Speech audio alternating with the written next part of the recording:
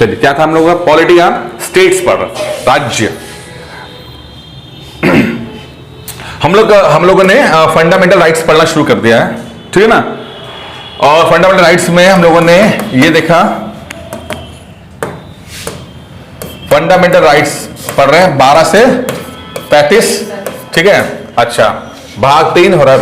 अब आराम से देखो, देखिए यहां पर एक सवाल आया था पीसीएस के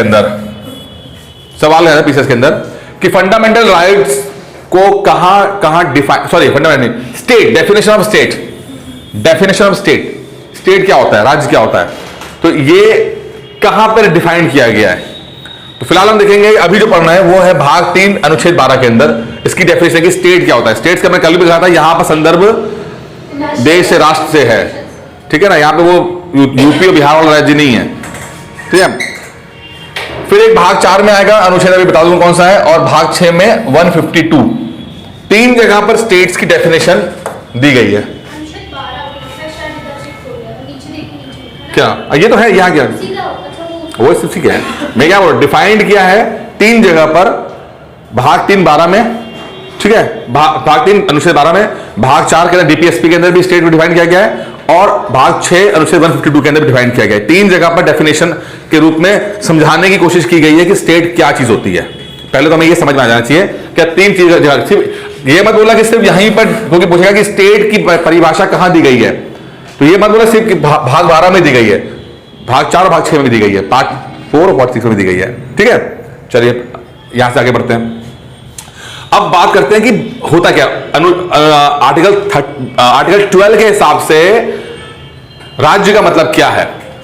अगर मैं आपको एक लाइन में बोलूं, सिंपल सा, ठीक है, वैसे तो ये डेफिनेशन है, पहले पढ़ लेते हैं डेफिनेशन, जिसके बाद मैं आपको एक लाइन समझा दूंगा क्या मतलब है इसका, ठीक है। क्या मतलब है कि जितनी भी चीजें सेंट्रल गवर्नमेंट की हैं और पार्लियामेंट की हैं, जितनी भी चीजें, ठीक है। कोई बोला कि राष्ट्र का मतलब क्या है, स्टेट का मतलब क्या है, तो बोला भैया जितना भी डिपार्टमेंट सेंट्रल गवर्नमेंट के, जो पार्लियामेंट है वो, स्टेट गवर्नमेंट के जितने डिपार्टमेंट, जितने उनकी विधानसभा, ठीक है, जितना लोकल बॉडीज यानी कि म्युनिसिपैलिटी, ग्राम पंचायत, ठीक है, और जितनी भी अथॉरिटीज, ठीक है, ये सब मिलाकर स्टेट बनाती है, राज्य बनाती हैं, ठीक है। कि पार्लियामेंट हो गया, विधानसभा हो गया, सेंट्रल गवर्नमेंट है, स्टेट गवर्नमेंट है, म्युनिसिपैलिटी, पंचायत और अथॉरिटीज है अलग अलग, ये सब मिला मिलू के ये सब राज्य का हिस्सा है, क्योंकि इन्हीं के ख्याल देश, इन्हीं को सरकार बोलते हैं, देश बोलते हैं, सब जो भी है ये सब तो होती हैं सरकारें, ठीक है। सवाल तो आपसे यही पूछ लेगा कि अनुच्छेद 12 के हिसाब से क्या क्या चीजें राज्य में सम्मिलित हैं। तो central government, parliament, state government, विधानसभा, लोकल बॉडीज, म्युनिसिपैलिटी, ग्राम पंचायत और अथॉरिटीज। अब यहाँ पे अथॉरिटीज अलग अलग आएंगी, सिर्फ ये नहीं तो और भी अथॉरिटी होती है, कुछ और विभाग भी होते हैं, डिपार्टमेंट भी होते हैं, तो आगे अभी पढ़ेंगे अथॉरिटीज क्या चीज होती हैं, ठीक है। समझ में आ गया मिसाल, ये समझ में आ गया अब, ठीक है क्या समझ, अभी तो छोड़ देते। अब देख अथॉरिटीज क्या होती हैं, हमने कहा अथॉरिटीज। अब अथॉरिटीज अगर बहुत सिंपल सी भाषा में बोलूं मैं आपसे, बहुत सिंपल सी भाषा में, ये किसी ऐसे व्यक्ति या निकाय से है जिसमें विधि, उपविधि, आदेश, अधिसूचना आदि बनाने या जारी करने की शक्ति हो। यानी कि जो भी व्यक्ति या ऑर्गेनाइजेशन नोटिफिकेशन जारी कर दे, कर पाए और या ऑर्डर दे पाए, इस तरह का कोई गवर्नमेंट, उसी को ही मतलब हम अथॉरिटी कहते हैं। हाँ, तो नोटिफिकेशन तो कई और भी करते हैं ना, आपका पीसीएस का तो नोटिफिकेशन आता है ना, आयोग आता नहीं आता नौकरी का, तो अगर नौकरी का नोटिफिकेशन आया है, जारी हुआ है, तो मतलब जिसने जारी किया होगा वो अथॉरिटी होगा और वो राज्य का राज्य है, ठीक है। तो या तो जिसने विधि लॉ बना सकता हो, कुछ उपविधि, छोटे विधि, या आदेश दे सके, ठीक है, या नोटिफाई कर सके किसी को, ये सब चीजें कर पाने की जिसके पास अथॉरिटी हो वही अथॉरिटी है। समझ में आ रही है क्या बोल रहे हैं? क्योंकि अभी इसके बाद जो चीजें आएंगी वो थोड़ी सी कॉम्प्लिकेटेड हो जाएंगी, इन्हीं चीजों को थोड़ा सा, कभी वो रूल्स फॉलो हो रहे हो, कभी फॉलो नहीं हो रहे होंगे, ठीक है। लेकिन अभी तक क्या समझ में आ रही है, ठीक है। चलिए अब हमें समझ में आ गया कि राज्य क्या चीज होती है। अब हुआ क्या कि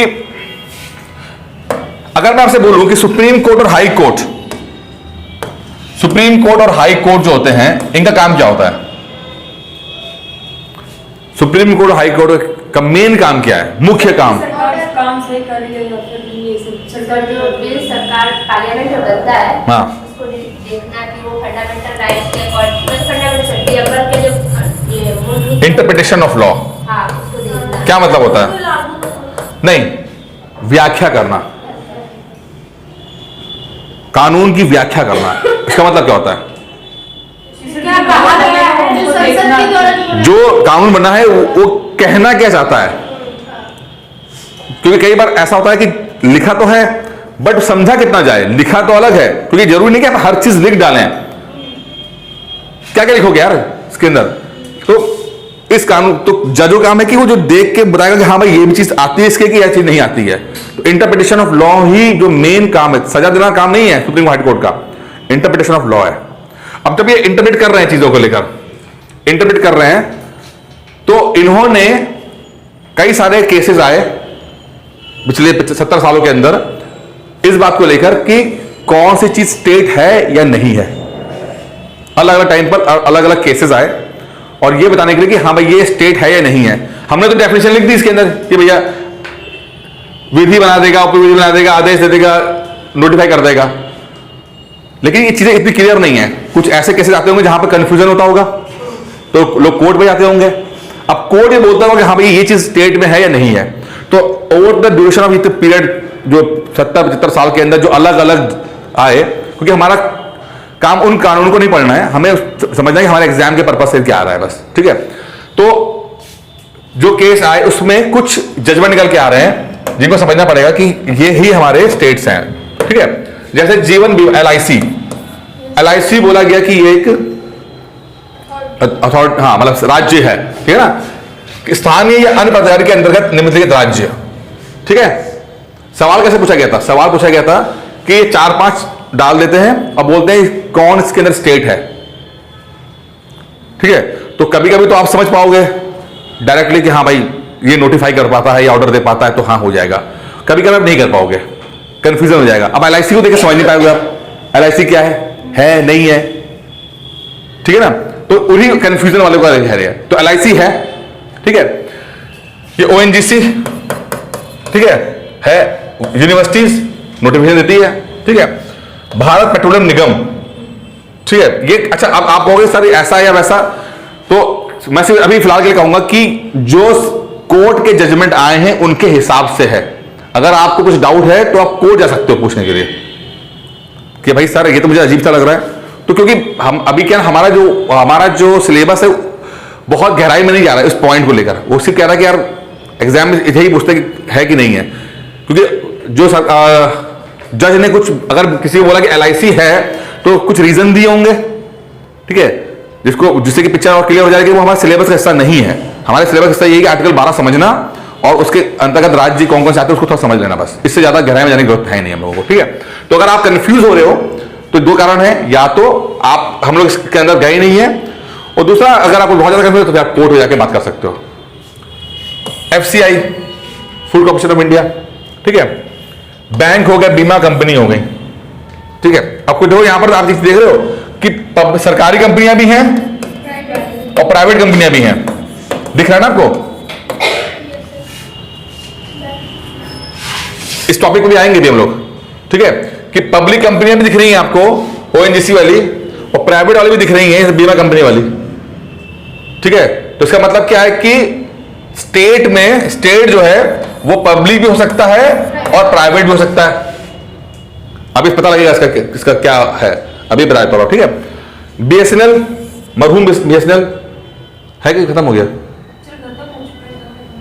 बचा कुछ है। UPSC और हमारा है तो UPPSC, ठीक है। राष्ट्रपति, ठीक है। अच्छा,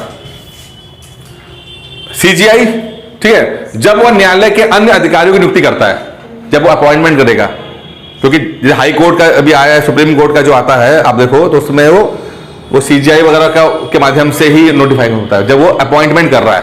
जब वो ऑर्डर दे रहा है कुछ बता रहा तो नहीं है, मेन जो कोर्ट के अंदर रिक्रूटमेंट होती है वो उनके ही नाम की होती है, जो कोर्ट के लिए काम के लिए होती है। कोर्ट में बाबू की नौकरी हो गई, आरओ की हो गई, किसी की हो गई, तो जब वो करेगा तब आप नोटिफिकेशन आया, हाई कोर्ट का नोटिफिकेशन आया, हाई कोर्ट आरओ का नोटिफिकेशन आया, हम बोलते हैं ना कि नोटिफिकेशन आया, ठीक है ना।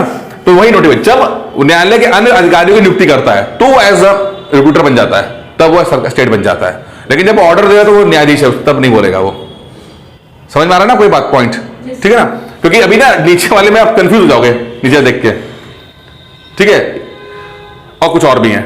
अब जो नहीं है, अब कुछ ऐसे जो पॉपुलर हैं जो कि नहीं माने गए, उन्होंने कहा कि नहीं ये नहीं है, ठीक है। जैसे एनसीईआरटी नहीं है। एक तो किताब सरकारी किताब बनाने वाली वो है, सरकारी किताबें लिखी हैं, स्टेट में नहीं आती, वो संस्था हो सकती है, सरकार नहीं हो सकती, संस्था है वो। उसको एनसीईआरटी लिखते भी तो संस्था लिखते हैं उसको, ठीक है। आईसीआईसीआई बैंक हो गया, प्राइवेट बैंक। लेकिन अब इससे पहले हमने क्या पढ़ा कि प्राइवेट भी है, पब्लिक भी है, लेकिन कुछ को प्राइवेट को हमने बोला कि ये है और यार प्राइवेट तो नहीं मान रहे हम, तो उसके पीछे कारण है जो पढ़ेंगे भी हम लोग, अभी पढ़ेंगे, ठीक है हम लोग उसको, ठीक है। वक्फ बोर्ड ये क्या होता है, वक्फ होता क्या है, वक्फ बोर्ड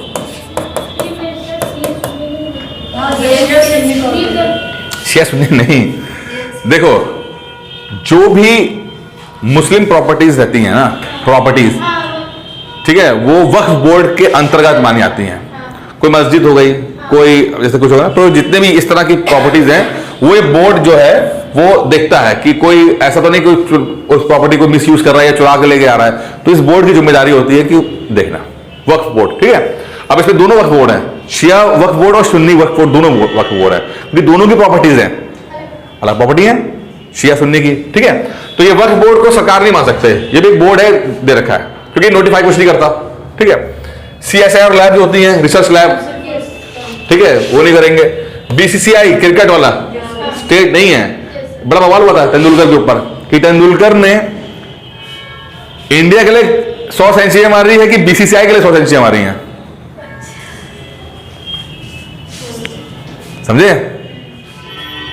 तो बड़ा बवाल हुआ था, ठीक है। तो लेकिन चूंकि बीसीसीआई एक ऑर्गेनाइजेशन है, खाली एक ट्रस्ट है, वो स्टेट का नहीं हिस्सा नहीं है, ठीक है। चलिए, और कोर्ट, अभी हमने ऊपर देखा कि सीजीआई वो कर सकता है क्योंकि वो जब नियुक्ति करता है तब बनता है वो, लेकिन कोई भी न्यायालय कोई नोटिफिकेशन देता नहीं है, उसकी अथॉरिटी नहीं है, ऊपर वाला कोर्ट है वही उसकी अथॉरिटी होती है, वो जो होता है।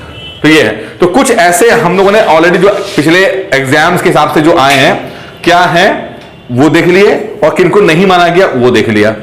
अब इससे ज्यादा भी हो सकते हैं, अगर अलग अलग बुक्स मिलेंगे देख लीजिएगा इसके अंदर। फिलहाल समझाने के पर्पज से हो गया, समझ में आ रहा है, धीरे धीरे कंफ्यूजन होगा, फैक्चुअल सवाल आएगा, कभी कभी आप लोग घबरा जाओगे, क्योंकि जैसे बीसीसी आएगा आपको यार तो इंडिया क्रिकेट टीम है तो पक्का होना चाहिए, लेकिन नहीं, डेफिनेशन के अकॉर्डिंग नहीं है, डेफिनेशन के अकॉर्डिंग नहीं है। ऑथराइज कर रखा है, जैसे कि एक ना फीफा होता है, फीफा ऑर्गेनाइजेशन, वर्ल्ड कप तो हो गया लेकिन फीफा, हाँ फीफा वाला, अब फीफा वाले जो है ये फुटबॉल चाहते हैं दुनिया के अंदर, ऑर्गेनाइज कर रहे हैं, ठीक है।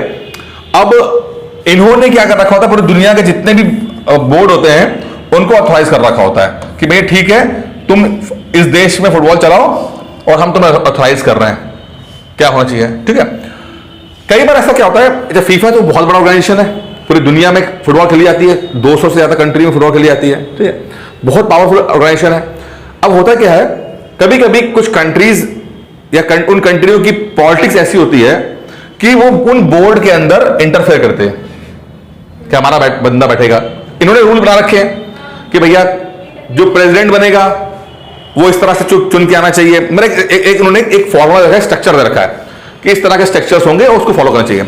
कई बार नेता लोग अपनी चलाते हैं तो उसको फॉलो नहीं करते हैं या गलत तरीके से उस चीज पे कब्जा करने बैठ जाते हैं।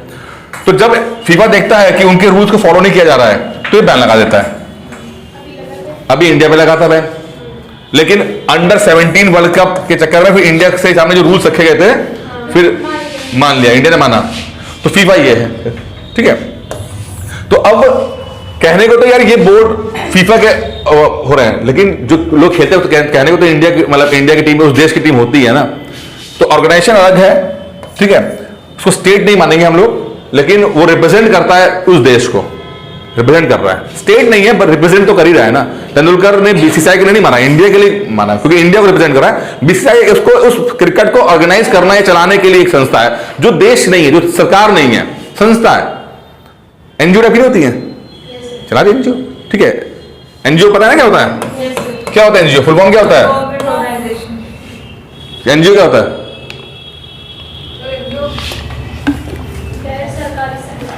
हाँ वो हिंदी बोल दो, समझ जाता हूं मैं।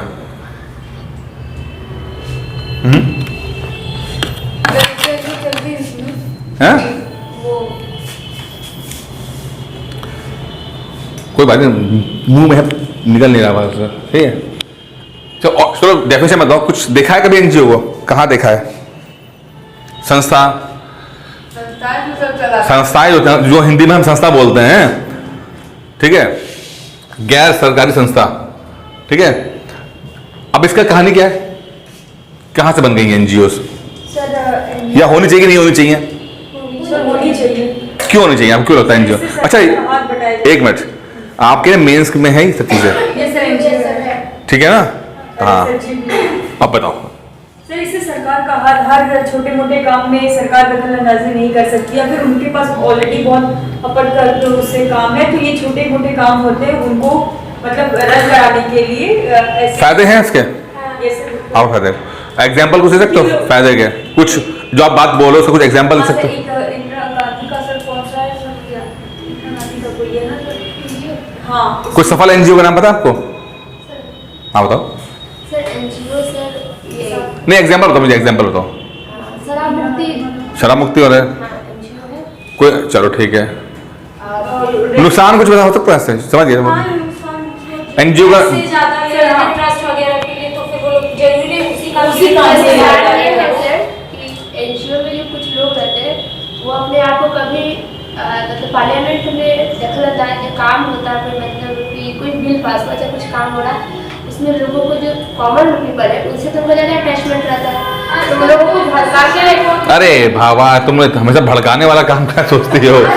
क्योंकि भड़काने वाले में ना तुम ना नेगेटिव ना, मेरा मकसद क्या ना, तो अगर तुम ये हाँ प्रेशर भड़काने का शब्द इस्तेमाल करोगे तो तुम्हें नेगेटिव अप्रोच हो जाएगा यार सिविल सर्विसेज में, आप समझो। ये बार-बार मैं इसलिए रोकता हूं कि जो आप टेक्नोलॉजी इस्तेमाल कर रहे हो, अगर आपने कहीं लिख दिया तो एक नेगेटिव इंपैक्ट पड़ेगा एग्जामिनर के ऊपर यार, समझो इस बात को ना। आपको वो लोग रिक्रूट कर रहे हैं कि आप सरकार की पॉलिसीज को मानते हो, इत्तेफाक रखते हो उससे।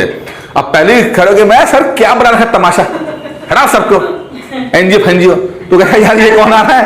कह रहे सिंगम सब सही है, सिंगम हुआ नहीं। देखो हुआ क्या कि सरकार पहले क्या, सरकार जो थी पहले सरकार सोचती थी कि भाई हम पॉलिसी बना रहे हैं और फिर ग्राउंड लेवल तक हम लेके जाएंगे, ठीक है। सरकार ने कोशिश भी की, पहले स्टेप में सरकार असफल हो गई, खुद नहीं ले पाई क्योंकि इतना बड़ा स्ट्रक्चर नहीं बना पाई। सरकार ने कहा चलो हम नहीं जा पाते हैं क्योंकि महंगा बहुत पड़ रहा था, क्योंकि अपना एम्प्लॉय रखना, उसकी रिक्रूटमेंट देखना, उसका फिर सैलरी देखना, तो बहुत बड़ा एक ब्यूरोक्रेसी बन रही थी। सरकार ने कहा नहीं कुछ सस्ता वाला काम कराया जाए। सरकार ने कहा कि चलो एक कम्युनिटी डेवलपमेंट प्रोग्राम चलाते हैं, ये पता आपको कम्युनिटी डेवलपमेंट प्रोग्राम 56 के आसपास, ठीक है, कि भाई कि चलो आपस में कोई उस कम्युनिटी का कोई बंदा है जो थोड़ा सा इंटरेस्ट शो करता है, उसके साथ टाई अप करके हम काम कर लेते हैं कि मान लो किस मोहल्ले में एक कोई है बंदा जो एक्टिव रहता है, उसको हम उसके साथ काम करेंगे, वो पॉलिसी पहुंचाएगा। लेकिन मंशा अच्छी थी बट ये हो नहीं पाया, सफल नहीं हो पाया। कम्युनिटी डेवलपमेंट प्रोग्राम जो है सफल नहीं हो पाया क्योंकि बहुत पिक्चर क्लियर नहीं थी, क्या उसे जिम्मेदारी दी जाएगी, ठीक है, जो काम करेगा उसको पैसा उसे मिलेगा कि नहीं मिलेगा, बिना पैसे का कोई काम नहीं होता। देखो फ्री वाला तो जितने काम फ्री वाले होते हैं उसको बर्बाद होते हैं, पहले समझिएगा, ठीक है। सैलरी नहीं मिल रही उसको अथॉरिटी नहीं मिल रही है, उसे काम नहीं मिल रहा है, तो ये भी बर्बाद हो गया। तो फिर सरकार ने फिर एक और कॉन्सेप्ट एनजीओ कॉन्सेप्ट लेकर आया कि 60s में आया कि भाई काम करते हैं यार, हम लोग हमारा काम है पॉलिसी बनाना, हम लोग पॉलिसी बनाएंगे, ठीक है, हम लोग पॉलिसी बना देते हैं और उस पॉलिसी को एक दूसरी संस्था जो है, जो एनजीओ होंगी, वो लोग एग्जीक्यूट करेंगे पब्लिक डोमेन के अंदर, ठीक है। और जो फीडबैक होगा वो एनजीओ के माध्यम से हमें मिलेगा, जिससे कि हम पॉलिसी को और सुधार कर सकें। ठीक है, तो यहां पॉलिसी बनाने वाले अलग लोग और एग्जीक्यूट करने वाले अलग लोग। और बिजनेस में या किसी भी जगह पे ये हमेशा होता है कि एक आदमी काम करने वाला होता है और उसको सुपरवाइज करने वाला दूसरा बंदा होता है। एक ही व्यक्ति काम करे और सुपरवाइज करे नहीं होता है। ठीक है, क्योंकि इससे अकाउंटेबिलिटी खत्म हो जाती है। अगर एक ही बंदा पॉलिसी बना रहा है, एक ही बंदा एग्जीक्यूट कर रहा है, एक ही बंदा फीडबैक ले रहा है, तो कैसे सुधार होगा भाई? क्या कोई बंदा जो पॉलिसी बनाएगा वो मानेगा कि मैंने गलती कर दी है? कभी नहीं मानेगा। सुधार तो करेगा नहीं, वो कहेगा यार कुछ हो ही नहीं पा रहा यार, फालतू ये लोग बेवकूफ हैं। लेकिन अगर सब अलग अलग हो जाएंगे तो कितना बेहतर रहेगा। फिर सरकार को लगा कि यार एक तो इससे हमारा टाइम बच रहा है, एफर्ट बच रहा है, पैसा बच रहा है, क्योंकि हमें बहुत ज्यादा, अगर हम लेट सपोज, अच्छा सरकार ये तो लिखा नहीं है लेकिन मैं जस्ट एक उसके लिए बोल रहा हूं प्रैक्टिकल बात, कि मान लेते हैं कि जितना पैसा हम फंड दे रहे हैं एनजीओ का, अगर उसका 50% भी ये ईमानदारी से इंप्लीमेंट कर ले जाएं तो भी उस ग्राउंड लेवल पे चल जाएगा बड़े तरीके से। ठीक है, ये सरकार का एक हिडन रहता है कि हाँ चलो, वैसे ये नहीं कह रहा कि ऑफिशियल है, ये ऑफिशियल नहीं है। देखिए कि भाई चलो भाई 100 रुपया गया, 50 रुपए उसने अपने एक्सपेंडिचर पर लगा लिए क्योंकि उसको सैलरी देनी है, सब कुछ करना है, और 50 रुपए से अगर पब्लिक को बेनिफिट मिल जाए तो भी अच्छी बात है, इससे एफर्ट बढ़ जाए, तो ये काफी सक्सेसफुल रहा। ठीक है, हमने इसके कुछ एग्जाम्पल देखे जैसे कि स्वयं सहायता समूह SHG। ठीक है, आप आजकल भी चल रहा है, एनजीओ आज भी चलती है। ठीक है, पहले रजिस्टर्ड एनजीओ मतलब रजिस्ट्रेशन सरकार के साथ कर लिया जाता है, जैसे स्कूल से उन्होंने सरकार से अटैच कर लिया, तो जो एनजीओ स्कूल चला रहे हैं उनके टीचरों को सैलरी मिलेगी सरकार की तरफ से मिल जाती थी, सिलाई कढ़ाई बुनाई ये सब होता था। लेकिन बाद में करप्शन बहुत ज्यादा आ गया, लोगों ने एनजीओ को धंधा बना लिया, बिल्कुल पैसा आ रहा है कुछ काम नहीं कर रहे हैं, तो सरकार थोड़ा सा सख्ती करने लगी है। फिर एक पॉइंट जो तुम्हारा जो पॉइंट है बस उसको लेके चलते हैं कि एनजीओ एक काम चलो हो गया कि सरकार ने कुछ बनाया, उसको इंप्लीमेंट करने के लिए हो रहा है। ठीक है, खासकर वीकर सेक्शन हो गया, या औरतें हो गई, दलित हो गए, ट्राइबल्स हो गए, विकलांग लोग हो गए, इन पे ज्यादा काम करने में काफी अच्छा काम किया हुआ। ठीक है, स्किल डेवलपमेंट पावर पे की, और लड़कियां हैं ज्यादा पढ़ी लिखी नहीं हो रही हैं लेकिन उनको स्किल कर दिया जाए, सिलाई कढ़ाई बुनाई से ब्यूटी पार्लर। जो मुझे सबसे बड़ा ड्रॉबैक आज हाल फिलहाल में लगता है, मैंने बल्कि वहां पे जब अभी 10 साल पहले गया था, मैंने अपना फीडबैक दिया था कि समय बहुत आगे बढ़ रहा है और आप अभी तक ब्यूटी पार्लर पे टिके हुए हो, सिलाई कढ़ाई पे। तो आप क्या कहते हो कि मतलब कि जो गांव की लड़की है वो सिर्फ सिलाई कढ़ाई करती रहे, आपके कोर्सेज भी अपडेटेड होने चाहिए कि आज के जमाने के हिसाब से भाई कमाए ना, वो सिलाई कढ़ाई के 50 रुपए कमाएगी क्या? तो क्या मतलब है उसका? तो उसका कोई खर्चा उस समय ठीक था, 1970s में 80s में सही था, लेकिन 2022 में नहीं सही चल रहा है। ठीक है, चलिए, लेकिन एक और है, एक है प्रेशर ग्रुप। ये आपके प्री में भी आता है और मेंस में भी आता है। ठीक है, ये क्या मतलब होता है? सरकार के ऊपर दबाव सरकार दबा दो, मतलब इस सरकार की पॉलिसी पहले ये होते कौन है ये लोग? इस सरकार के मेंबर नहीं होते, सरकार के मेंबर नहीं होते, कौन होते हैं फिर ये? आम लोगों से। आम लोग को हमारे कुछ सड़क उठा के लिया है? स्ट्राइक, वो जो स्ट्राइक्स होते हैं, लॉकआउट्स होते हैं सर, इनको जो हेड करते हैं नहीं, और बताओ। एनजीओ के मेंबर होते हैं कुछ नहीं, देखो प्रेशर मान लेते हैं एनवायरमेंट एग्जाम्पल है ना। अब इसकी कोई डेफिनेशन नहीं है प्रेशर ग्रुप की। इसका मतलब क्या है? ऐसा ग्रुप जो किसी एक चीज पर इंटरेस्ट रखता हो या एक्सपर्टीज रखता हो। इंटरेस्ट या एक्सपर्टीज, मतलब एनवायरमेंट का मैटर है, उस पर एक ग्रुप बना, कुछ लोगों का ग्रुप बना, जिसके अंदर हो सकता है कि एनवायरमेंट के साइंटिस्ट हो, या कोई रिसर्चर हो, या कोई ऐसा एनजीओ वाला बंदा हो जिसने काम किया हो। ठीक है, कोई भी हो सकता है। ठीक है, तो ऐसे लोग क्या करते हैं, ये अपना काम करते हैं और अपने काम और एक्सपर्टीज से जो भी उनको नॉलेज मिलती है उसको वो सरकार पे दबाव डालकर उन पॉलिसीज को इंप्लीमेंट कराने की कोशिश करते हैं। और ये प्रेशर ग्रुप, इसको नेगेटिव टर्म मत बोलो कि प्रेशर ग्रुप का मतलब नेगेटिव हो गया, ये पॉजिटिव है कि सरकार गलत काम कर रही है, आगे। सबसे बड़ा उदाहरण जो इस चीज का है वो है आपका नोटबंदी। मैं आपको पढ़ाया भी है स्कूल को। ठीक है, नोटबंदी में मोदी जी का ये फंडा नहीं था। ये शायद आपको पता है कि नहीं पता है, मैंने बताया तो आपको है। 2012 में जब मोदी जी आपके सीएम हुआ करते थे गुजरात के, तो एक एनजीओ थी इसका नाम है अर्थशास्त्र गुजरात के। तो वो क्या थे, वो लोग इकोनॉमिक रिफॉर्म के ऊपर काम किया करते थे कि देश में इकोनॉमिकली किस तरह से पॉलिसीज बननी चाहिए, क्या होना चाहिए जिससे कि और बेहतर हो। तो उनका काम यह था, जैसे प्रेशर ग्रुप होता है ना, मेरे का एनवायरमेंट हो गया तो फाइनेंस वाले अलग हो गए। ठीक है, साइंस वाले अलग हो जाएंगे, स्कूल वाले अलग। अब इसे अपने नाम सुना होगा प्रथम प्रथम का नाम सुना होगा, प्रथम एनजीओ जो है, उसका काम क्या है, वो बच्चे जो स्कूल में बच्चे हैं उनकी रिसर्च करता है। उसका सर्वे, प्रथम का सर्वे इतना ज्यादा ऑथेंटिक माना जाता है कि सरकार उसको यूज करती है। नाम सुना प्रथम का? नहीं सुना, चलो कोई बात नहीं, ठीक है, वो एनजीओ काम कर रही है, ठीक है। अच्छा, जैसे कि आपका एग्जाम्पल लेते हैं, यार वो क्या नाम है उसका, जो किचन बहुत बड़ा किचन है, मिड डे मील वाला, अक्षय पात्र। अक्षय पात्र वो काम क्या कर रहा है, वो बच्चों को खाना खिला रहा है वो, ठीक है ना, समझ में आ रही है, ठीक है। अच्छा, तो मोदी जी के पास कुछ लोग जाते हैं कि भाई सर हमने एक रिसर्च बनाई है जिसमें देश की इकोनॉमी किस तरह सुधार कर सके, किस तरह से जो ब्लैक मनी है उसको काउंटर करें, या टैक्स का सिस्टम कैसा होना चाहिए, या क्या होना चाहिए, ऐसा कुछ उन्होंने रिसर्च किया। कुछ 50-55 पॉइंट्स थे। ये लोग मनमोहन जी के पास भी जाने की कोशिश की थी, शायद वहां पे बात हो पाई या नहीं हो पाई, अलग हो गया, लेकिन मोदी जी ने उनको बुला लिया। अब मोदी जी थोड़ा सा बात हुई ही है, क्या हो बैठो यार, सुनाओ यार क्या चल रहा है, सर ये रिपोर्ट तैयार की है, और 10 मिनट का समय था, उन्होंने पूरा 1 घंटा लिया, सुन लिया। अच्छा, मोदी जी के पास दिमाग में 12 से था कि मुझे प्रधानमंत्री बनना है, क्योंकि उसमें कई रिफॉर्म ऐसे थे जो स्टेट नहीं कर सकती थी, समझो, सिर्फ सेंट्रल गवर्नमेंट का था, स्टेट का था ही नहीं। लेकिन मोदी जी ने पूरे चाय पीते पीते सुन लिया, कहा अच्छा सुन, अच्छा हो ठीक है, सही कह रहे हो, 2 बार चाय पिलाई और सुन लिया। अच्छा, ये अर्थशास्त्र जो वो हैं, जो हेड थे, उनका ही इंटरव्यू था, उन्होंने बताया, ये कहीं से ऐसा नहीं है, ठीक है। तो जब मोदी जी 14 बने, उसके बाद साल 2 साल उन्होंने थोड़ा घूम फिर लिया देश विदेश, तो उसके बाद उन्होंने कहा कि चलो कुछ इंप्लीमेंट किया जाए। तो उन्होंने जो रिपोर्ट थी उसको निकाला, और उसमें से जो एक सबसे पॉपुलर चीज थी वो जो कि नोटबंदी वाला, उस चीज को इंप्लीमेंट कर दिया।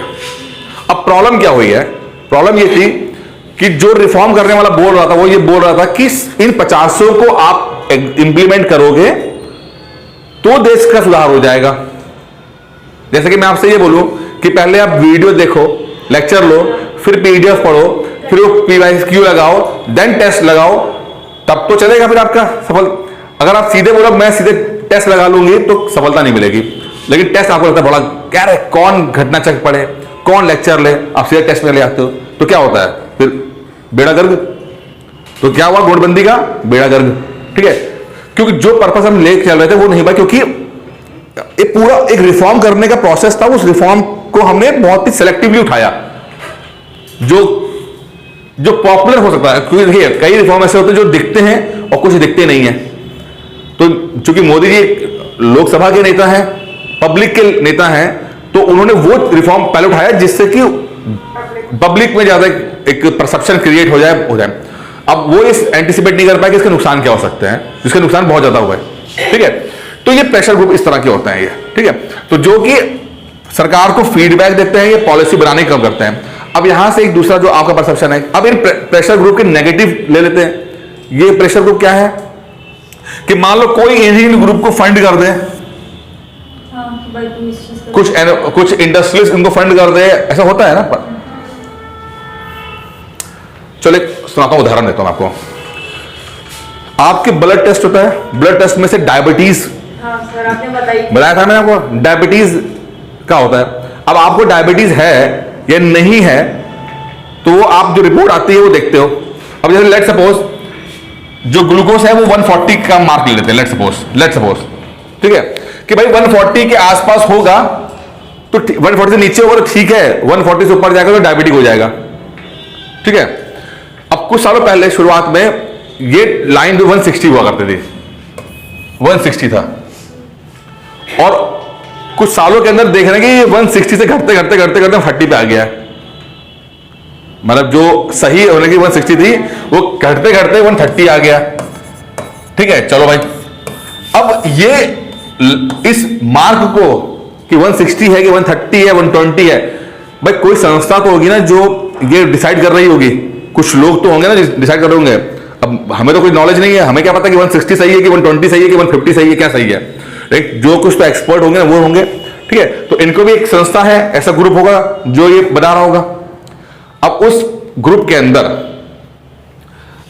मतलब अगर 7 लोग हैं तो 5 लोग कौन हैं, वो है आपके दवाई बनाने वाले लोग, कंपनियों के मालिक, जो डायबिटीज की दवाइयां बनाते हैं, वो कंपनी का मालिक है। अब जितना ऊपर ये मार्क होगा उतनी कम दवाई बिकेंगी, ठीक है। कोई आगे अटक गया 140 पे, दवाई नहीं खा रहा है, 145 पे अटक गया, नहीं खा रहा है, 50 पे नहीं खा रहा है, ठीक है। लेकिन अगर हम मार्क को नीचे कर दें, 130 कर दें, तो 140 पहुंचने वाला, 135 पहुंचने वाला 50 वो तो खाएगा और इनकी सेल बढ़ेगी, ठीक है ना। ऐसा बहुत होता है। तो वो जो नेगेटिव तुम एक्सपेक्ट बोल रहे हो प्रेशर ग्रुप का, ये प्रेशर ग्रुप का नेगेटिव एक्सपेक्ट है। तो आपको मैं दोनों ही एंगल बताएं, पॉजिटिव वाले भी बता दिए, नेगेटिव वाले बता दिए, ठीक है। क्योंकि एग्जाम में आपको दोनों ही लिखने पड़ेंगे, क्या होना चाहिए। सिर्फ अच्छी अच्छी बातें नहीं लिखते, बुरी बुरी बातें भी लिखते हैं, क्या हो सकता है, ठीक है।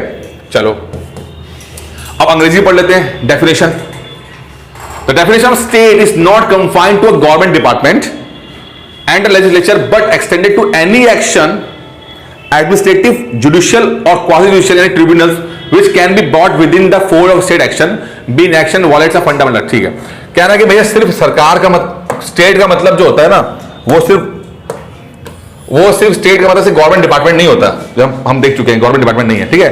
कुछ भी हो सकता है, जो भी ऐसे जो एडमिनिस्ट्रेशन से जुड़े हुए हो, जुडिशियल से जुड़े हो, या ट्रिब्यूनल्स है। अब ट्रिब्यूनल्स क्या होते हैं? क्वासी जुडिशियल, हाँ। कोई वैसे ये हमारा पॉलिटी का टॉपिक है, पढ़ेंगे, ठीक है पूरा। तो अभी के लिए समझ लो, जैसे मान लो आप कोर्ट में गए और फाइनेंशियल मैटर है, पैसे का लेन देन वाला है, कंपनी के लेवल पे, ठीक है। या एनवायरमेंट का है, सड़क बननी चाहिए कि नहीं बननी चाहिए, इससे एनवायरनमेंट का। अब जज साहब जो होते हैं ना, वो पीसीएस जे होंगे या वकील साहब होंगे, उन्होंने वकालत की होगी। जरूरी नहीं है जज साहब फाइनेंशियल मैटर में भी एक्सपर्ट हो, या मेडिकल का कुछ केस आ गया तो डॉक्टर साहब को समझ में, जज साहब को समझ में नहीं आ रहा कि भाई मेडिकली वो तो एक्सपर्ट नहीं है कि फला दवाई खा लेने से क्या होता है क्या नहीं होता है, ठीक है, कि वो डॉक्टर की गलती है या ऐसे इस तरह के केसेस। तो ये देखा गया कि सिर्फ कोर्ट से कुछ नहीं हो पाएगा, हमें कुछ एक्सपर्ट कोर्ट बनाने पड़ेंगे, एक्सपर्ट कोर्ट बनाने पड़ेंगे। तो उन एक्सपर्ट कोर्ट को हम बोलते हैं ट्रिब्यूनल्स, जो एक पर्टिकुलर उस सेगमेंट के होते हैं। जैसे कि फाइनेंशियल वाले ट्रिब्यूनल अलग होंगे, मेडिकल वाले अलग हो गए, ठीक है, एनवायरमेंट वाले अलग हो गए, इस तरह के ट्रिब्यूनल्स होते हैं। इसके अंदर एक्सपर्ट हो, तो जो खास तरह के केस होते हैं वो यहां पे ट्रिब्यूनल्स में जाके देखते हैं।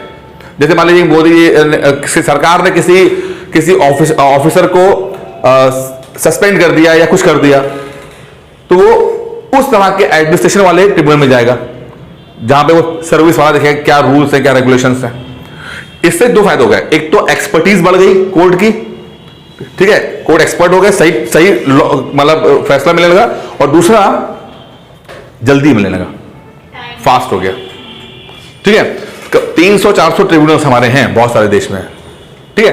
क्वासी जुडिशियल, क्वासी मतलब तो हाफ, सेमी, हाँ जुडिशियल है लेकिन पूरा नहीं माना जाएगा, ठीक है, इस तरह से समझ आ गया। चलो अब अंग्रेजी में एक और, डरना नहीं। Even a private body may be a state, क्या बोल रहा है कि प्राइवेट वाले भी एक स्टेट हो सकते हैं। ऐसा किसका बोला गया? Mahavir auto stores versus Indian oil corporation, 1990 का केस है ये। मैंने आपको बताया कि कोर्ट केसेस के हिसाब से हम लोगों ने लिस्ट तैयार की है ना, तो अलग अलग केस। तो एक केस ऐसा आया महावीर ऑटो वाला, जिसमें ये बोला गया कि प्राइवेट जो है वो भी एक स्टेट हो सकता है। ये बताता था ना आपको मैं। तो कभी पूछा जाए तो महावीर ऑटो का, क्योंकि पॉलिटी के अंदर केस, हाँ केस वाले आपको दिखाई देंगे, आपको मैच द फॉलोइंग वाले सवाल, तो खूब सारे केसेस आपको, इनफैक्ट इकोनॉमी में भी आपका आता है, इकोनॉमी में भी आपको पूछ लेगा आपसे वो केस वाले, या इस तरह के जो कमिटीज होती हैं, है ना, ये तो जान। अब यहां पर एक बहुत अच्छी बात बोली जस्टिस भगवती ने, एक बहुत ही फेमस जज साहब थे। अब इन्होंने क्या बोला, देखो उन्होंने एक फंडा दिया, मंत्र दिया, कहना कि भाई कोई चीज स्टेट है या नहीं है, उसको पता करने का, डिटरमाइन करने का एक कुछ, उन्होंने कुछ एक फंडा दे दिया कि अगर शेयर्ड कैपिटल है, इसका मतलब क्या है? सर की कैपिटल जो है प्राइवेट और पब्लिक दोनों, कैपिटल मतलब नई दिल्ली नहीं, इसका मतलब पूंजी, यस सर, ठीक है, पूंजी पूंजी पूंजी पूंजी का मतलब क्या होता है? Physical capital? धन नहीं, वो तो मनी हो गया। किसी चीज को स्टार्ट करने में हाँ, किसी भी व्यापार को स्टार्ट करने में शुरुआती जो पैसा लगता है वो उसे पूंजी कहते हैं, कैपिटल मनी। ठीक है, शुरुआत हमें फैक्ट्री लगानी है तो जमीन खरीदोगे, फैक्ट्री मशीन लोगे तो शुरुआती जो पूंजी होती है वो होता है। ठीक है, एक आता है रेवेन्यू आता है, इसका मतलब तुम्हें तो पता होगा, तुम बताओ रेवेन्यू का मतलब क्या होता है? जो मतलब इन सबसे फायदा नहीं, मतलब जो सब एक नहीं, रेवेन्यू राजस्व कहते हैं इसको। एक जो आपका प्रॉफिट ही समझ लो, चलो ठीक है, मैं आसान टर्मोलॉजी बोल रहा हूँ मैं। आय और व्यय की बात कर रही हूँ। एक्सपेंडिचर हो गया, तो रेवेन्यू बताओ पहले क्या होता है? रेवेन्यू, आपका रेवेन्यू लेखपाल भी तो होता है, जो पूरा लगा है साल भर में, फिर उसके बाद जो मतलब पैसा निकलता है उससे। मतलब आपने कुछ सामान बेचा, ठीक है, उस जितना पैसा वापस आया वो रेवेन्यू है। अब लेकिन आपने अपना इन्वेस्टमेंट भी तो किया ही है ना, आपका कुछ सामान बनाने में मैन्युफैक्चरिंग कॉस्ट आई है, ठीक है, लेबर कॉस्ट आई है, बिजली का बिल आया है, सब कुछ। अभी आपने सिर्फ आपने मतलब 100 पेन बेच दिए और आपको 1000 रुपये मिल गया। अब ये लेकिन 1000 रुपये प्रॉफिट नहीं है, ये सब पैसा आया आ गया। अब उसमें से आप जब अपने एक्सपेंडिचर काटोगे तब ये प्रॉफिट मिलेगा आपको। ये टर्म्स इसलिए यहाँ जरूरी है क्योंकि आप ना जब हम इकोनॉमी पढ़ेंगे तो ये छोटी छोटी चीजें आपको पता होना चाहिए। कैपिटल, वो तो कोई यूपीएससी वाला नहीं है आपका, उसमें तो अच्छी खासी इकोनॉमी आती है, ठीक है, ये तो पीसीएस में तो हल्की फुल्की आती है, कर लिख ले बेटा, ठीक है, लेकिन यूपीएससी में अच्छा खासा आता है।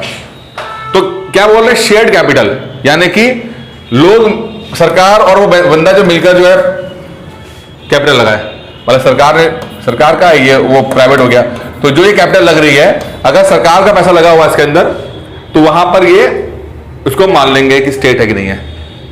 ठीक है, एक है कि सरकार का पैसा भी लगा हुआ है, ठीक है, ये एक है।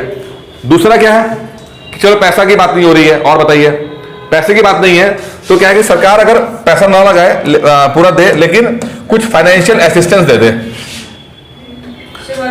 जैसे कि मैं एनजीओ को कुछ दे दिया, शुरुआत में दे दिया कि कार्य करोगे तुम, तुम्हें पैसे देंगे। ये अक्षय पात्रा को बोला कि तुम खाना बनाओ, हम तुम्हें देंगे पैसा, ठीक है।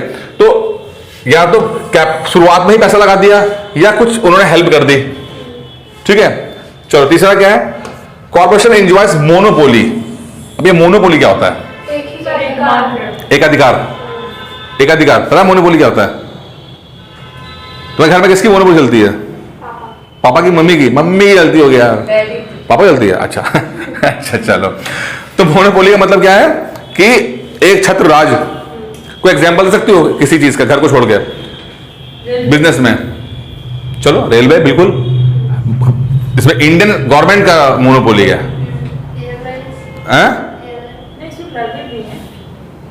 कैसे हो सकता बताओ? कैसे प्रूफ करोगे कि airlines?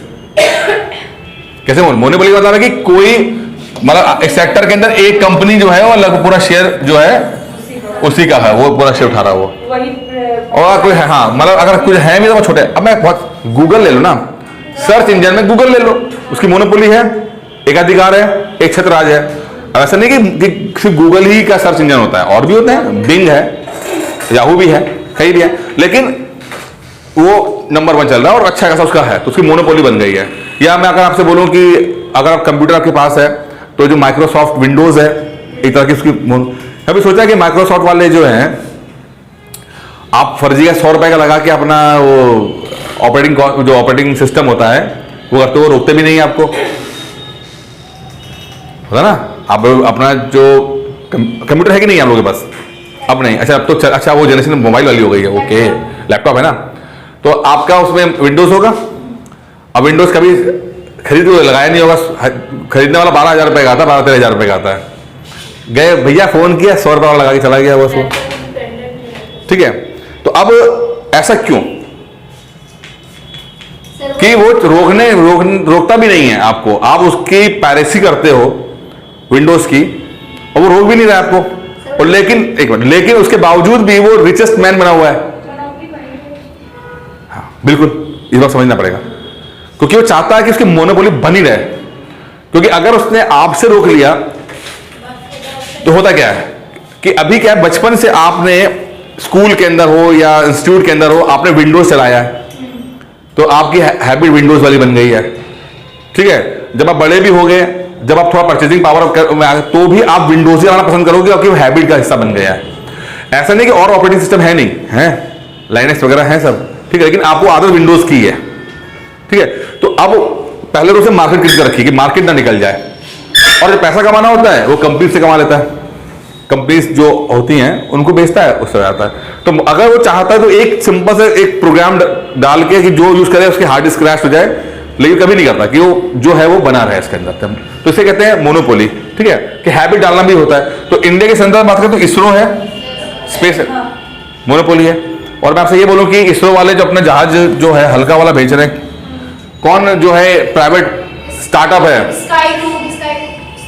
Sky root, sky root है ना ये कौन है, क्या है स्काई रूट? क्या स्मॉल? हाँ, प्राइवेट रॉकेट बनाने वाला है, ठीक है। क्योंकि अभी तक जितने भी हम भेजते थे किससे भेजते थे? PSLV, GSLV, इससे भेजते थे, सरकारी है ये, ठीक है। लेकिन स्काई रूट पहला स्टार्टअप है जो प्राइवेट रॉकेट बना रहा है, और इसका नाम क्या है? इस रॉकेट का नाम क्या है? विक्रम से विक्रम S1, VS भी था ना, यदि V था, V1, विक्रम 1, विक्रम 2, विक्रम 3 थे। तो विक्रम कौन विक्रम है? ये विक्रम कौन है? ये विक्रम साराभाई। चलो, अब या तो corporation of public importance and closely related to the government function, या तो भाई मोनोपोली में, या तो वो इतना क्लोजली इन्वॉल्व हो जिससे कि सरकार, जैसे प्रथम एनजीओ का लेते हैं एग्जांपल, क्लोजली इन्वॉल्व है क्योंकि बच्चे जा रहे हैं कि नहीं। अब प्रथम की तो रिपोर्ट जब आती है तो यार पता था कि चौथी क्लास के बच्चे पहली क्लास के मैथ्स नहीं पढ़ पाए, 8वीं क्लास के बच्चे दूसरी क्लास की इंग्लिश नहीं पढ़ पाए, ये रिपोर्ट हमेशा आती है, ठीक है। तो ये इसका मतलब ये हो रहा है, नहीं वो तो थोड़ा ऑथेंटिक है, लेकिन इसका निकल गया। अगर ऐसा लिख के आ रहा है कि 8वीं क्लास का बच्चा दूसरी क्लास की इंग्लिश नहीं पढ़ पा रहा, तो उसे क्या निकल के आ रहा है? Failure of education department. चलो ठीक है, और बताओ, और क्या इस डेटा से क्या निकाल के आओगे?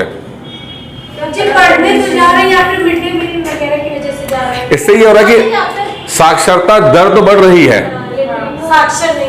शिक्षित नहीं हो रहे हैं। साक्षर तो हो रहे हैं, नाम हम लिख लेंगे, लेकिन शिक्षित नहीं है, एजुकेशन का लेवल नहीं बढ़ रहा है। सर अगर इंडिया में चाहिए तो जैसे लिटरेसी रेट जो हम लोग फॉलो करते हैं, इंसान को अपना नाम लिखने आना चाहिए, तो हम मान लेते लिटरेट है, सर इसको बदला जा सकता है? क्यों नहीं कर सकता है? सरकार तो उसी कर सकती है। अभी तो पहला सरकार ने कहा कि पहले नाम लिखना सिखा देते हैं, चले अंगूठा लगा देते हैं। एक जानने वाले मेरे अभी मुझे कुछ दिनों पहले मिले, वो बैंक में काम करते हैं। तो बैंक सरकार ने बोला कि कुछ ऐसे नगर निगम के लेबर थे इस तरह के, तो उनके लिए कुछ इंश्योरेंस स्टार्ट करना था। तो उनके बैंक को बोला कहता आप करोगे? तो क्या था, मुझे बड़ी खुशी भी हुई एक बात जान के कि जितने भी लेबर्स का या जितने भी लोग इस तरह के कर्मचारी थे जो मतलब उस पे नहीं थे, मतलब गवर्नमेंट एम्प्लॉय थे, लेकिन सुविधा वाले थे, इस तरह के छोटे छोटे जो जॉब काम कर रहे थे, छोटे मोटे बहुत ही बेसिक काम, मतलब कोई सफाई काम कर रहा है, कोई इस तरह के जो काम कर रहा है, इस तरह के काम कर रहा है। जो रजिस्टर आया 90% लोगों ने साइन की है। कहते मुझे बड़ी खुशी हुई, किसी 10% ऐसे लोग थे जिन्होंने अंगूठा लगाया, 90% लोगों ने अपने साइन किया। तो मतलब है साक्षरता बढ़ी है। अब उसको शिक्षित नहीं कहोगे उसको आप, कि वो अगर उतना होता तो वो कूड़े की गाड़ी ना चला रहा होता। वो भी तो है कि कुछ है कि जिसमें बूढ़े लोग को जिसको पढ़ाया जाता है, वो प्रौढ़ शिक्षा, ठीक है ना। हमारे यहाँ एक लोग है तो दादी, बड़ी वाली दादी बोल जाती है, तो छोटा बड़ा सीखी ना। हमारे कोचिंग में भी सिखानी पड़ेगी प्रौढ़ शिक्षा, लोग जनता पढ़ने को तैयार नहीं है, बूढ़े हो गए। देखो चीज बताऊं आपको, एक आपने नाम सुना होगा IQ टेस्ट। क्या होता है IQ? क्यों जरूरत पड़ गई इसकी? जरूरत क्यों पड़ गई? IQ टेस्ट की जरूरत क्यों पड़ गई? हाँ देखो उसको किस काम में इस्तेमाल कुछ नहीं, उसके अंदर जो एबिलिटी जो उसकी है, किस फील्ड में उसकी एबिलिटी मतलब कितनी जल्दी वो किसी चीज को पकड़ सकता है मतलब। सेकेंड वर्ल्ड वॉर से पहले ये समझा जाता था ये समझा जाता था कि जो शारीरिक उम्र है वो बढ़ते थे और साथ में बौद्धिक उम्र भी आपकी बढ़ती रहती है, कि शारीरिक उम्र के साथ बौद्धिक उम्र बढ़ती रहेगी आपकी, कि शरीर से बढ़ रहा है, दिमाग भी बढ़ रहा है, ठीक है। लेकिन बाद में रिसर्च में आया कि ऐसा नहीं है, दोनों का कोई रिलेशन नहीं है। शारीरिक उम्र बढ़ जाने से आपके बौद्धिक विकास हो रहा है इसकी कोई गारंटी नहीं है, ठीक है। तो सेकेंड वर्ल्ड वॉर में पहली बार महसूस किया गया कि भाई ऐसे बंदे पकड़ो जिनके बौद्धिक उम्र ज्यादा हो, ना कि शारीरिक उम्र ज्यादा हो, ठीक है। तो उसको नापने के लिए एक आईक्यू टेस्ट बनाए गए। देखिए तो, और आप हैरान हो जाओगे इस बात को जान के कि मैक्सिमम लोग आज भी, मैक्सिमम लोग चाहे कितने अपने आप को ऑफिसर बोल रहे हैं, फलाना बोल रहे हैं, ढिमकाना बोल रहे हैं, ठीक है, मैक्सिमम 12 साल की उम्र तक तो लोग सीख रहे हैं। 12 साल की उम्र के बाद तो नया कुछ नहीं सीख रहे हैं। अगर स्कूल हटा दिया जाए और जो कोचिंग हटा दिया जाए, जो मजबूरी में पढ़ना पड़ रहा है, तो लोग सीखना नहीं चाहते। उम्र तो बढ़ रही होती है लेकिन सीख नहीं रहे, उनका आईक्यू में कोई बहुत वो नहीं आ रहा होता है, ठीक है ना। तो मैं आपसे जो बात अभी शुरू में कही थी मैंने कि इंटेंशनली आपने कौन सी हैबिट डेवलप की है, तो कहीं ना कहीं ये आप जैसे देखोगे एक उम्र के बाद आप कुछ सीख नहीं पाते हो, बस जीवन कट रहा होता है। तो जीवन, जानवरों का जीवन कट रहा है जी, ये पैदा हुए बचपन में, तो बचपन में बच्चा फिर भी सीखता है, आज खाना सीखा, चलना सीखा, ठीक है, थैंक यू बोला, गुड मॉर्निंग गुड नाइट बोला, तो वो सीखता है। आपने क्या सीखा? अगर सिविल सर्विसेज के एग्जाम हटा दो तो क्या सीखा आपने नया? कुछ नहीं सीखा, जलील कर दिया आज तो मैंने। होना चाहिए इज्जत क्या है, तो मेरी इज्जत तो पढ़ना ही नहीं मतलब चलिए हो गया, ये आर्टिकल 12 तक कर लिया मैं, डेफिनेशन पढ़ लिया मैं, जो इंपॉर्टेंट है एग्जाम में बहुत आएगी। अब आर्टिकल 13 पढ़ते हैं। आर्टिकल 13 बहुत इंपॉर्टेंट है, वैसे कई बार डिस्कस कर चुके हैं। कोर्ट में ऐसी किसी विधि को वॉइड, नल एंड वॉइड, ठीक है, यानी कि मतलब शून्य घोषित कर देंगे, यानी कि खत्म, जो मूल अधिकारों से, फंडामेंटल राइट से इनकॉम्पैटिबल होगी, यानी कि असंगत होगी। यानी आपने कानून बनाया जो फंडामेंटल राइट्स को उसका हनन कर रहा है, तो उस कानून को जो कोर्ट है वो जुडिशियल रिव्यू यानी कि न्यायिक पुनर्वलोकन के माध्यम से कर देगा, हटा देगा। जैसे कि एग्जाम्पल मैंने क्या दिया था कि मोदी जी ने अगर ये बना ले, कानून बनाते हैं महिलाएं वोट नहीं दे सकती हैं, बना सकते हैं, लीगल है, ठीक है, लेकिन क्या हो रहा है, वो फंडामेंटल राइट्स का हनन कर रहा है कि भाई इक्वालिटी को हनन कर रहा है, तो वो कोर्ट में जाएगा और जुडिशियल रिव्यू के माध्यम से वो निरस्त कर दिया जाएगा कोर्ट, ठीक है। अब ये जो फंडा था हमने कहां सीखा? हमने अमेरिका सीख लिया, ठीक है। अच्छा, ये अपने आप में इंपॉर्टेंट है, ये एग्जाम में बहुत पूछते हैं ये, ठीक है, कि अमेरिका से लिया हमने ये। अब क्या है, अब यहां पे 2-3 चीज समझ लेते हैं। न्याय, अच्छा ये जो हरा रंग का लिखा हुआ है कि जो ये जुडिशियल रिव्यू करने की जो अथॉरिटी है ना, वो सिर्फ सुप्रीम कोर्ट को आर्टिकल 32 के तहत और हाई कोर्ट को 226 के तहत ही मिलती है। छोटी अदालतें नहीं करेंगी, छोटी अदालतें नहीं करती हैं जुडिशियल रिव्यू, क्योंकि उनको है बस ये देखो किसने चोरी की, किसने डाका डाला और मर्डर किया, उसकी सजा दो। तुम इंटरप्रिटेशन ऑफ लॉ नहीं करोगे, तो जुडिशियल रिव्यू मतलब इंटरप्रिटेशन ऑफ लॉ को समझना, इतनी बुद्धि आप में नहीं है अभी, कोर्ट का मतलब यही होता है, ठीक है। तो आर्टिकल 32 और आर्टिकल 226 ये याद रखना, 226 बहुत इंपॉर्टेंट है ये, ठीक है, हो गया।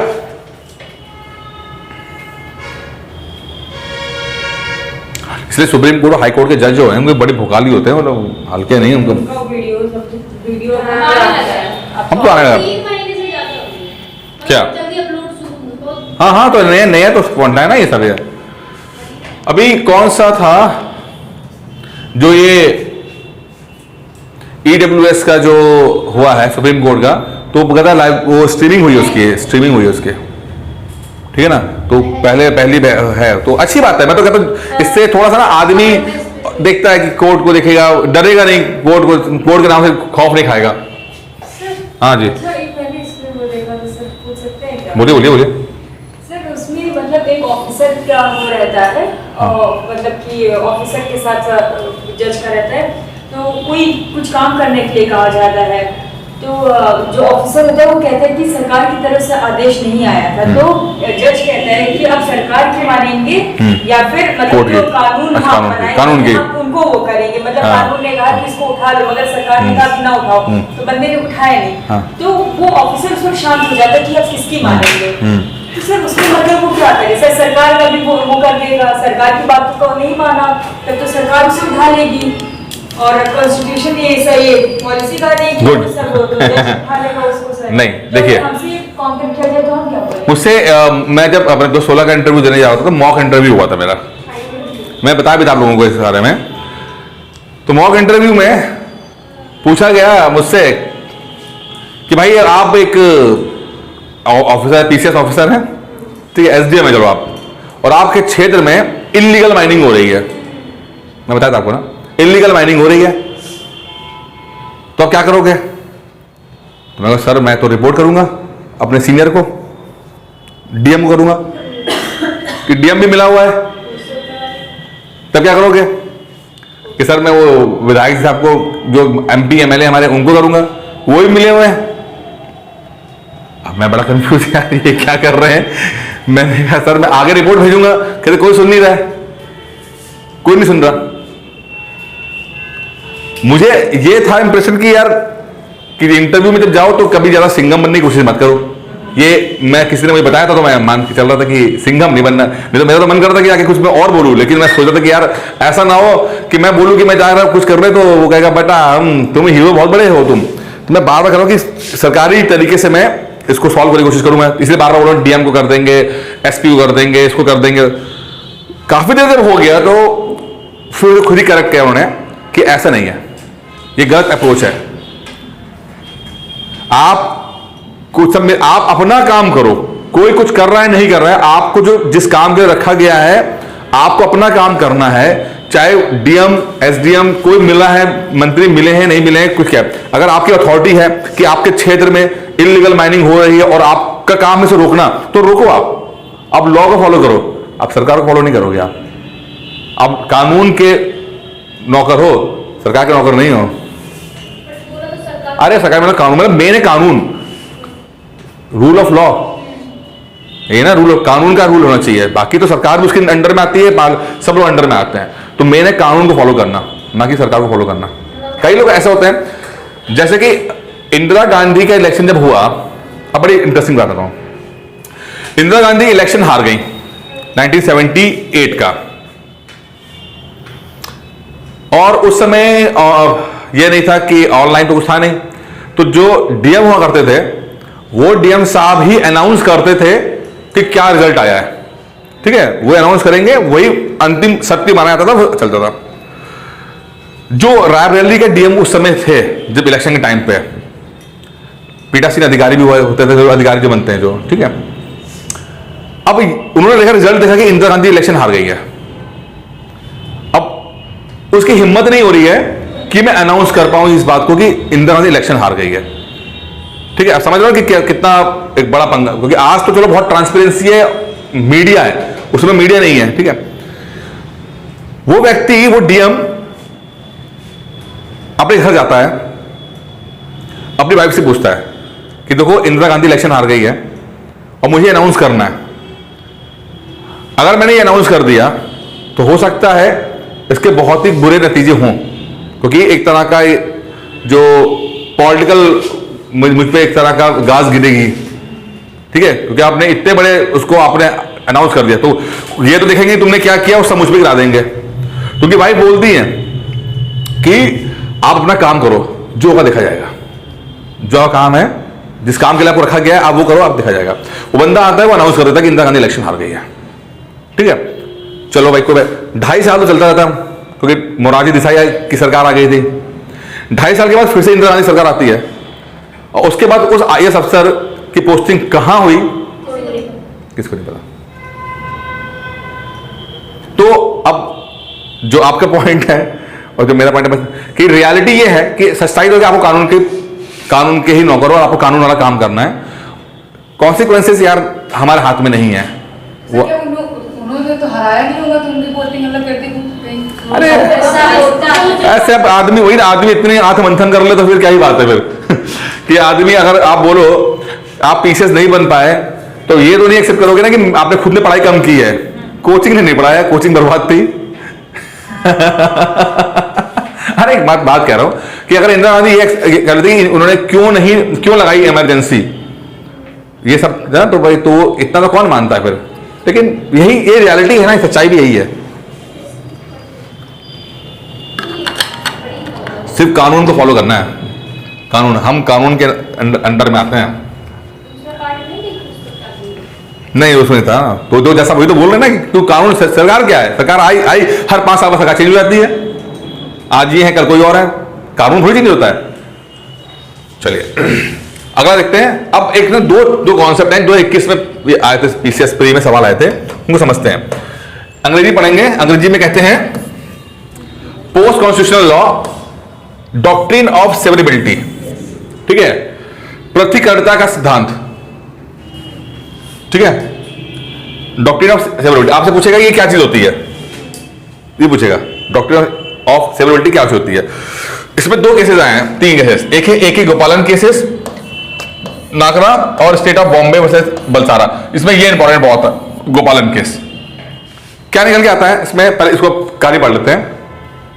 इसके अनुसार यदि किसी लॉ अधिनियम का एक भाग मूल अधिकारों का उल्लंघन करता है किंतु दूसरा भाग नहीं करता,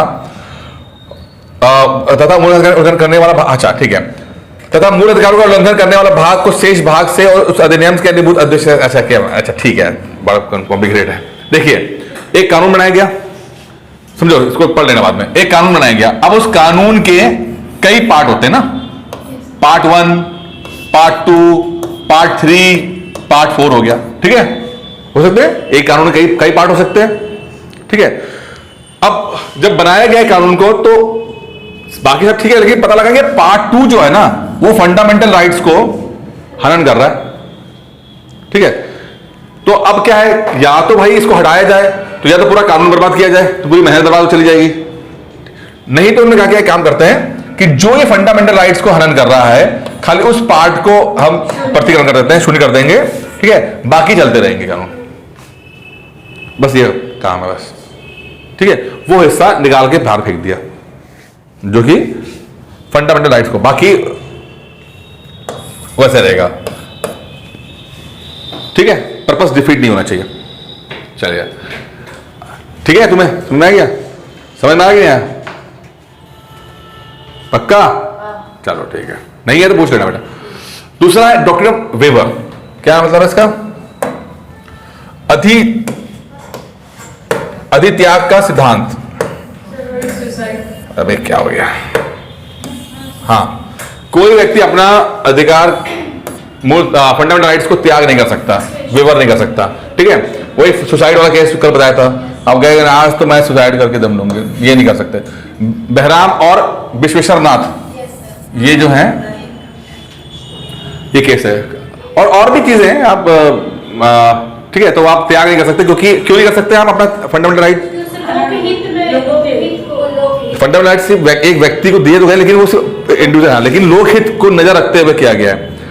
आप देखो ना कि ट्रैफिक सिग्नल है, आपने कहा मैं नहीं जा रहा, मैं नहीं मानता ट्रैफिक सिग्नल को, मैं जा रहा हूं बाएं तरफ से आ रहा हूं मैं दाएं, तो अब पता लगे आपके चक्कर में 10 लोग और गिर रहे हैं, ठीक है, तो जो आप किया तो आपने है कि आप बोलो मेरा रिस्क है, कुछ होगा मुझे होगा, चालान कटेगा मेरा कटेगा, अब चले गए दूसरी तरफ से, लेकिन आप चलान के तो चले गए, लेकिन उधर से 4 गाड़ियां आ रही हैं, उससे टक्कर जो हुई और वो जो इंजर्ड हुए उससे उनका नुकसान भी तो हुआ। तो कोई भी इंडिविजुअल और सेपरेट नहीं है, सब लोग आपस में कनेक्टेड है हर चीज में, तो आप जो कर रहे हो उसका प्रभाव बाकी लोगों में पड़ रहा है। यहाँ को तो मानते भी हैं सारे, उधर नॉर्थ साइड जब जाते हैं तो कोई नहीं तो मानता। भैया आपने भी पढ़ा, मैंने पता कि IQ लेवल, आपकी शारीरिक उम्र और बौद्धिक उम्र में फर्क है, कैसे हो जाएगा, अगर है तो कोई नहीं मानता। मैंने एक चीज देखी है ना, लॉ को तोड़ना ना हम लोग एक प्रेस्टीज इशू मानते हैं, मतलब हमने एक इज्जत मानते हैं, क्या लॉ को मैं फॉलो कर लिया तो मेरी इज्जत क्या रहेगी यार। एक जापान में एक व्यक्ति, इंडिया का व्यक्ति गया, एक मैंने कहीं रिपोर्ट पढ़ी थी पेपर के अंदर, वो बंदा किस काम के लिए जापान गया होगा, तो उसका एक जापानी जो दोस्त या जो भी जो व्यक्ति था वो उसको रिसीव करने के एयरपोर्ट गया, और एयरपोर्ट पे जाने के बाद दोनों जो है रात के 2 बजे एयरपोर्ट से घर आ रहे थे। अब जब आप आते थे रात को तो ट्रैफिक होता ही नहीं है, और वैसे भी जापान में तो वैसे लोग नहीं है तो ट्रैफिक क्या होगा। तो रात के 2 बजे जा रहे हैं तो रेड सिग्नल आ गया और उस जापानी व्यक्ति ने गाड़ी रोक दी। अब वो बंदा इंडिया वाला कहता है कि यार रात को 2 बजे कोई गाड़ी नहीं है और तुम गाड़ी क्यों रोक रहे हो। तो पूछा कि तुम गाड़ी छोड़ो, चलो सिग्नल तोड़ो, आगे चलो।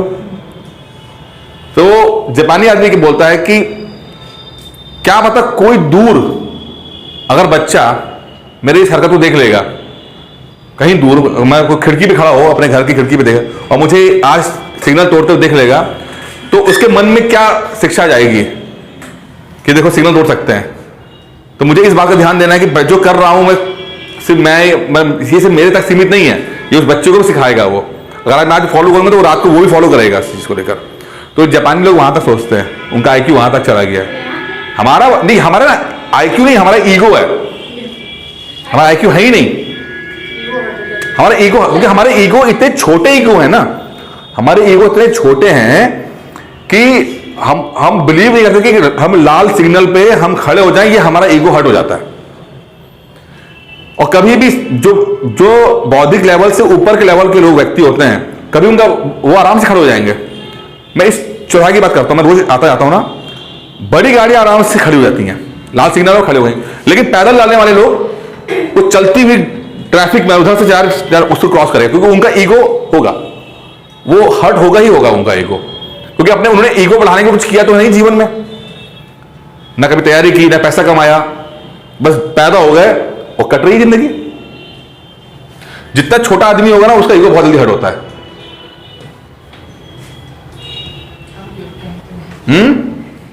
उधर बोलते हम क्यों रुके, हम तो जाएंगे। वही बात है ना, वो इसी में सेटिस्फाइड हो जाते हैं, वो इसी में सेटिस्फाइड हो जाता है।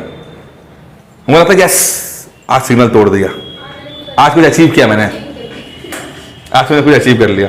मैसेज आ जाता है सर फोन पे। हैं? सर ये चीजें जानते सर अब ऊपर से आती हैं सर।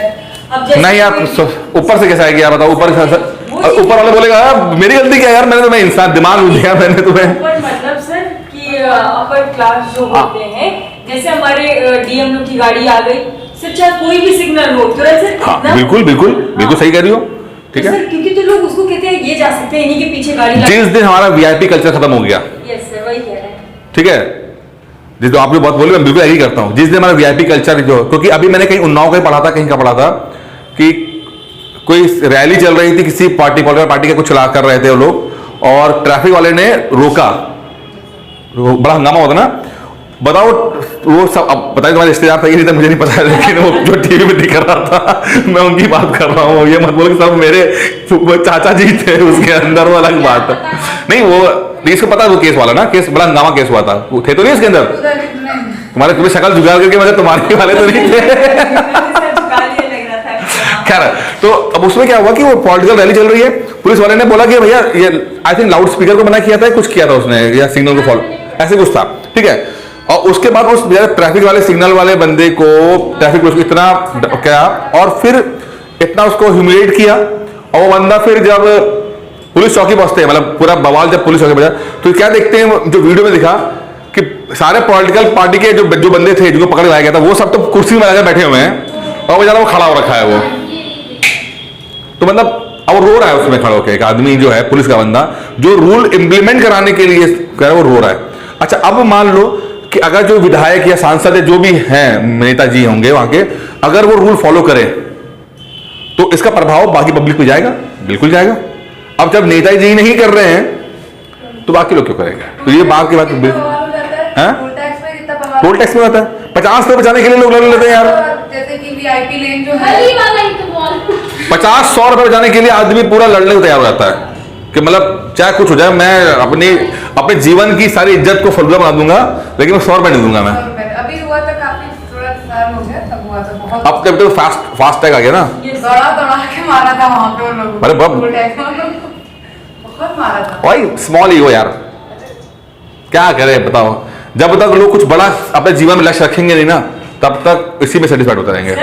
बात फिर ऊपर की क्या गए, उन्होंने 4 कदम पहले लगा दिया, इनको नहीं देना, इनको नहीं देना, इनको टोल टैक्स की जरूरत नहीं, उसी को लोग नहीं, जो लोकल के लोग होते हैं, जैसे हम लोग हैं लोकल के रहते हैं, तो हम लोग कौन नहीं हाँ, साइड से नहीं लेते हैं। साइड से नहीं, वो वीआईपी लेन से निकल अच्छा। जाते हैं। मगर जो हम लोग मतलब हम लोग हाँ। तो डेली का ही आना जाना तो वो अलग बात है, अब जो हाँ फ्रिक्वेंटली कर रहे और हैं मगर जो ऐसे हैं जो रैली वाले, रैली वाले हैं, वो ही वहाँ करेंगे नौटंकी, उसके बाद क्या करें। चलो चलो आगे देखते हैं, खत्म करते हैं इसको यहाँ। लिखा रहता है 10 कदम पहले से। अच्छा अच्छा सुनो, कोई सरकारी हैं नहीं तो वो काम से लुट जाता है। फास्ट टैग से कट जाता है भाई। और अगर आपको फास्टैग से तो कटता होगा नहीं, नहीं, उनके पास जो कार्ड होता है पुलिस का, उसके भी उनके काम से कट जाता है। वो तो पता है, अभी हमने देखा था। फास्ट टैग जो है ना, ठीक है ना, फास्ट टैग ना, ये जो स्पेलिंग है ना, इससे कम करता है।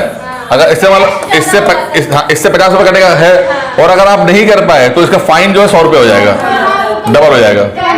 अभी हमारी गाड़ी का हुआ था ना, वहां पे वो पता नहीं ड्राइवर ले गया, पता लगा कि वो चल ही नहीं था, फास्ट टैग चल नहीं रहा था, कुछ दिक्कत आ गया तो डबल देना। नहीं वो सब कुछ तो कुछ वो डिटेक्ट नहीं कर पा रहा था, कुछ था पता नहीं, 100 रुपये देकर आना पड़ा। मैंने कहा जाकर थप्पड़ मारते हैं। मजाक कर रहे हैं भाई, मजाक कर रहे हैं तुम लोग यार, हर चीज को उसको सीरियसली मत लेना, रिकॉर्डिंग भी हो रही है। लोग क्या कर ले, सर क्या सिखा रहे हैं, सर भी हमें यही सिखा रहे हैं। सर भी यही सिखा रहे हैं। अरे भोकाली आदमी है, हमारी गलती थोड़ी ना है। चलो चलो चलो ठीक है। अच्छा अब देखो, अब यहाँ पे जब मूल संविधान था, यानी कि ओरिजिनल संविधान जब बना, 7 मौलिक अधिकार थे, 7 फंडामेंटल राइट्स थे। ठीक है, जब ओरिजिनल बना कब, कौन सा, 1950 वाला, तो ठीक है, बवाल हुआ बहुत ज्यादा डेवलपमेंट वाले, तो 44वें 44th वाले में संपत्ति वाला जो अधिकार था उसको हटा दिया गया। तो यहां पर 2 चीज याद रखनी है, मूल संविधान को याद रखना है, जब क्वेश्चन आएगा तो याद रखना है कि मूल संविधान पढ़ पाओ, जल्दीबाजी में हाँ सीधे वो होता है, जैसे तुमने 8 क्वेश्चन जो गलत किए, तुमने ये सब गलत किए होंगे जल्दीबाजी में, ठीक है। फिर उसके बाद देखो 44वां 44th, नॉट 42 बहुत पॉपुलर है, ठीक है, लेकिन 44th वाला इंपॉर्टेंट है, ठीक है, ये मोरारजी देसाई वाली है, ये है, ठीक है। उसमें इसको समाप्त करके क्या बना दिया गया, 300A कर दिया गया, 300A, यानी कि एक लीगल राइट कर दिया गया। सवाल पूछा है, दोनों सवाल पूछे गए हैं, इस पर कई बार सवाल आया हुआ है कि कौन से संशोधन किया, ये हो गया, और जो ये संपत्ति का अधिकार समाप्त करके क्या बना दिया गया, क्या 300A अब संपत्ति का अधिकार क्या है, तो एक लीगल राइट है, ठीक है, legal right, right to vote भी कई बार आ चुका, राइट टू वोट भी लीगल राइट है, ठीक है, ठीक है, समझ में आ गया, ठीक है। अभी पढ़ेंगे 300, मतलब कि फंडामेंटल राइट्स वाले भाग से निकाल कर उस वाले को हमने 300A में डाल दिया गया, बस हाँ। अब कोर्ट में, सुप्रीम कोर्ट, हाई कोर्ट जाने में नहीं आ पाओगे तो, ठीक है, ये बात है। क्योंकि होता क्या था, संपत्ति में जैसे सड़क बनानी है, अब सड़क बनानी है, जमीन ले ली, अब चले गए कोर्ट, अब सुप्रीम कोर्ट, हाई कोर्ट यही काम कर रहा है बैठ के वो, ठीक है। अबे बहुत है यार, तो लंबा है, कल पढ़ेंगे इसको यार, ये बहुत एक्सप्लेन करना है इसमें, चीज़ है इसके अंदर, बहुत लंबा जाएगा। राइट टू इक्वालिटी मुझे लगा खत्म हो गया।